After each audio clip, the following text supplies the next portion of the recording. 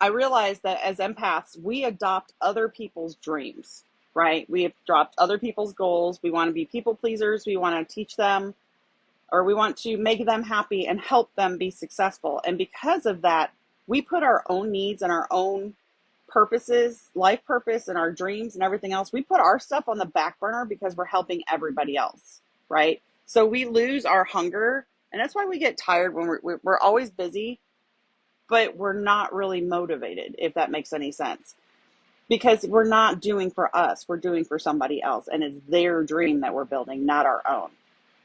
Um, so that's when we have to sit down and think about when you were younger, what you wanted to be when you grew up, right? What did you want to do? Who did you want to help? Was it you always wanted to be an animal advocate?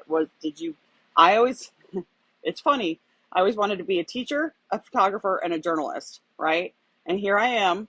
I'm a retired elementary teacher. Turned out that wasn't my jam. But 7 years after I retired, now I'm coaching, which is still teaching.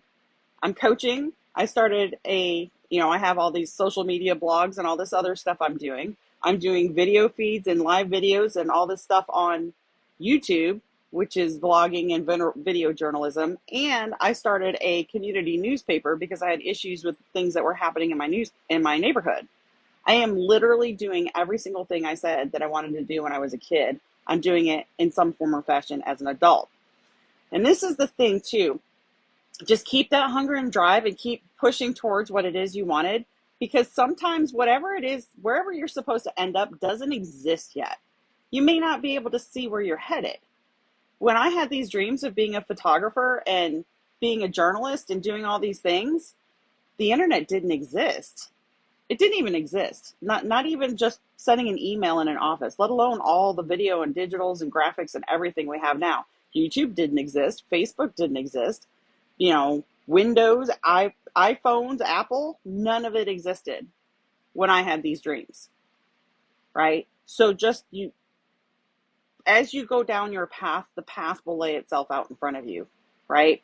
And don't be afraid to change course a little bit if you're not exactly progressing where you think you should go, or if you want to change your mind. Because 1 degree of change is going to take you a totally different direction.